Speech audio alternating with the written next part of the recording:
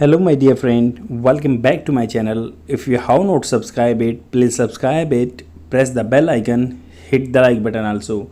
Friends, as you know, I have been covering video regarding the Hindu newspaper since so long. If you have not watched previous content, please visit all of that.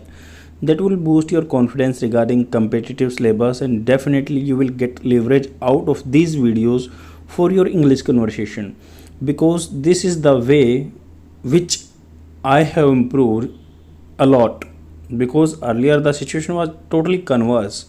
I was not able to utter a single word in English, but due to my this persistent practice, I am able to speak in front of you guys and you can see results.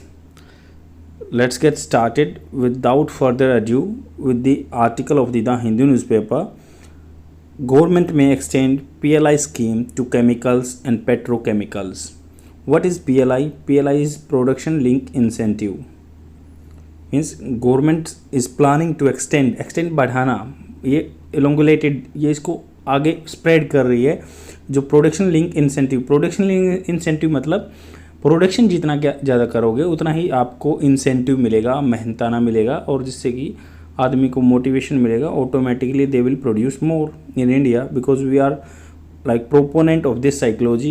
More we produce, we less depend on the another country and we have to export, and automatically we would be self-sustainable country. Then here it is clearly mentioned that more incentive, the center could offer incentive to boost investment in the chemical and petrochemical sector. Production link incentive may be expanded in the light of the large foreign investor looking to set up joint venture in India. Joint venture मतलब Indian company के साथ मिलके वो एक project लेके आएंगे. India can not benefit unless Indian industry partners with global companies entering in India, finance minister adds. तो India जो कोई भी बेनिफिट नहीं मिल सकता जब तक इंडियन इंडस्ट्री की पार्टनरशिप नहीं होगी ग्लोबल कंपनीज़ के साथ जो कि इंडिया में इंटर कर रही है उनके साथ.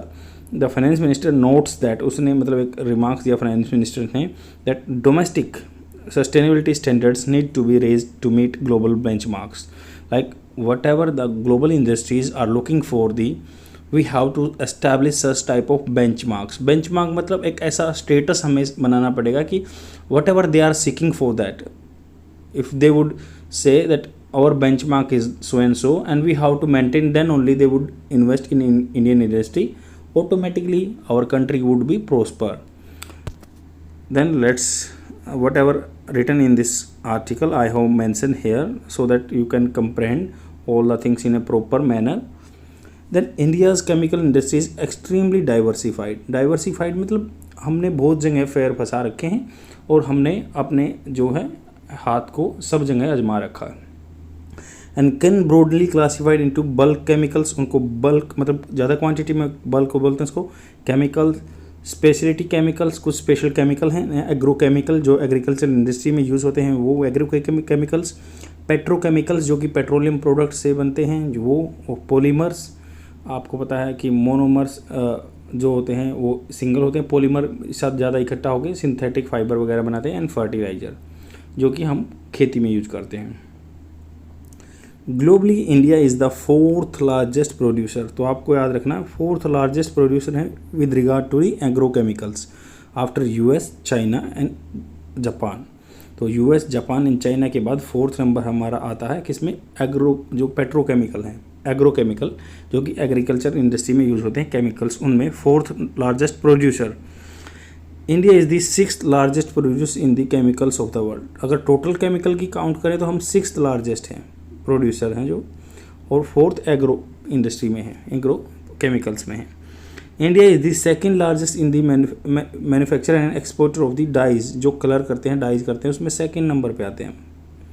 एक्सपोर्ट करने में भी और मैन्युफैक्चर करने में भी nearly about 16% of the world population, जो कि मतलब वर्ल्ड में जितनी पॉपुलेशन है जो कि उसका वर्ल्ड प्रोडक्शन, पॉपुलेशन नहीं सॉरी प्रोडक्शन, जो भी वर्ल्ड में प्रोडक्शन होता है उसका 16% यहाँ पे हम करते हैं डाइज का, कलर जो होते हैं. The countries chemical industry is D licensed. मतलब जो केमिकल इंडस्ट्री लाइसेंस पे नहीं चलती है, अभी लाइसेंस राज खत्म हो गया था आपको पता है. Except for few hazardous industry, जैसे कि मान लो आपका ये कल भी आर्टिकल आया हुआ था उसमें कि आप जो एसिड अटैक हुआ था कि विदाउट जो लाइसेंस के commerce industry e commerce industry कैसे बेच सकती हैं, तो वही कुछ हजारडियस केमिकल्स को छोड़ के सब क्या है डी लाइसेंस हो चुका है। India hold a strong position in exports and imports of chemical at a global level, rank 14th export. तो इंडिया के पास ये होल्ड रखता है strong position in exports and import of chemical at a global level. Global level पे हम बहुत बड़ा सिग्निफिकेंट रोल निभाते हैं और उसमें 14वां नंबर है हमारा एक्सपोर्ट्स में और 8वां नंबर है ग्लोबल इंपोर्ट में, एक्सक्लूडिंग छोड़कर किसको, फार्मास्यूटिकल्स को। फार्मास्यूटिकल में तो हम वर्ल्ड फार्मेसी बोले जाते हैं, तो फार्मास्यूटिकल को छोड़ दें जब भी हम क्या है 8वें नंबर पे एक्सपोर्टर हैं और 14वें नंबर पे इंपोर्टर हैं। 8वें नंबर पे इंपोर्टर हैं और 14वें नंबर पे एक्सपोर्टर हैं। रिलेटेड गवर्नमेंट इनिशिएटिव, तो आप मेंस का आंसर लिखेंगे तब रिलेटिव गवर्नमेंट इनिशिएटिव ऐसे लिख सकते हैं कौन कौन सा। यूनियन बजट 2022-23 में the government allocated near about 209 crore 209 crore रुपया दिया to the department of chemical and petrochemicals. जो डिपार्टमेंट ऑफ विभाग है जो केमिकल्स का, रसायन का और पेट्रोकेमिकल्स का, उसको 209 करोड़ रुपये बजट में दिए थे 2022-23 के बजट में। Production link incentive schemes have been introduced to promote bulk drug parks. तो PLI स्कीम लेके आए जिससे कि भाई ऐसे पार्क्स मतलब जिसमें ज़्यादा से ज़्यादा बल्क में ड्रग उत्पन्न हो सके। The government plans to implement PLI system with 10 to 20% output incentive, मतलब 10 से 20% आउटपुट इंसेंटिव दिया जाएगा for the agrochemical sector to create an end to end manufacturing system. तो एंड से एंड मतलब ऐसे नहीं बीच में किसी चीज़ की असिस्टेंट पड़े, मतलब डोर टू डोर लगा लो कि भाई last to last through the growth of the cluster बनाएंगे, ऐसे वैसे ग्रुप बनाएंगे जिससे कि डेवलप हो जाएगा। A 2034 vision for the chemicals and petrochemical sector has been set up by the government to explore opportunity to improve domestic production, reduce imports and attract investment in this sector. तो 2034 का जो vision है for the chemical के लिए, petrochemical sector के लिए, has been setup by the government के द्वारा सेटअप किया गया है टू एक्सप्लोर अपॉर्चुनिटी, जो अपॉर्चुनिटी है उनको एक्सप्लोर करने के लिए, improve domestic production, reduce imports, attract investment in this sector. तो 2034 का विजन है केमिकल के लिए। पेट्रोकेमिकल इंडस्ट्री क्या होती है? The petroleum refinery industry, petroleum को जो रिफाइन करते हैं, takes crude as a raw material, या क्रूड ऑयल को रॉ मटेरियल के तौर पर लेते हैं, and the process them and produce various final products such as gas, naphtha, gasoline, kerosene, diesel, residue and lubricant oil. तो लुब्रिकेंट ऑयल है, gas है, नेफ्था है, गैसोलीन है, केरोसिन है, डीजल है, रेजिड्यू भी जो बचा कुचा है, तो ऐसे ही इसको लेते हैं। The petrochemical industry is next to the petroleum refinery, जो पेट्रोल रिफाइनरी से अलग है ये, मतलब नेक्स्ट उससे नेक्स्ट लेवल है। Petrochemical industry is the next to the petroleum refinery as in it takes many naphtha, इसमें नेफ्था भी आता है, पेट्रोल भी आता है, गैस भी आता है, other products of the petroleum refinery as a raw material and produce various types of products such as polymer, complex carbon compounds. जो पेट्रोलियम रिफाइनरी है भाई उससे जो मटेरियल आता है, जैसे कि आपका ये नेफ्था वगैरह आता है, गैस आता है, इनको आगे रिफाइनरी में लिया जाता है रॉ मटेरियल के तौर पर, और फिर उनसे क्या है पॉलीमर बनाए जाते हैं, कॉम्प्लेक्स कार्बन कंपाउंड बनाए जाते हैं।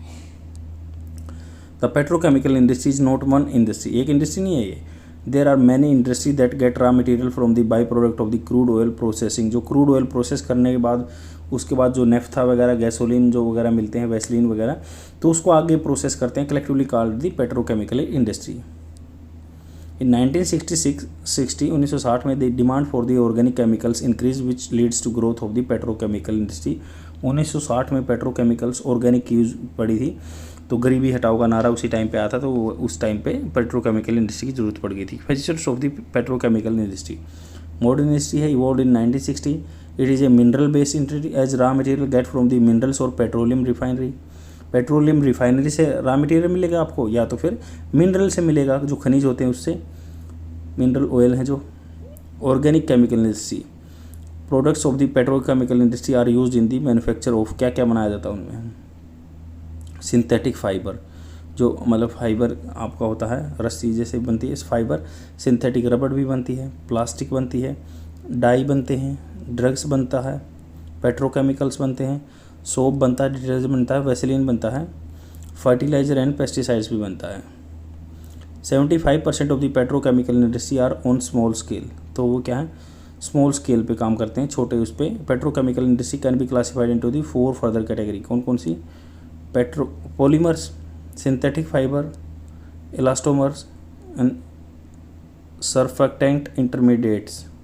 तो सर्फेक्टेंट इंटरमीडिएट्स हैं, इलास्टोमर्स हैं, सिंथेटिक फाइबर एंड पॉलीमर।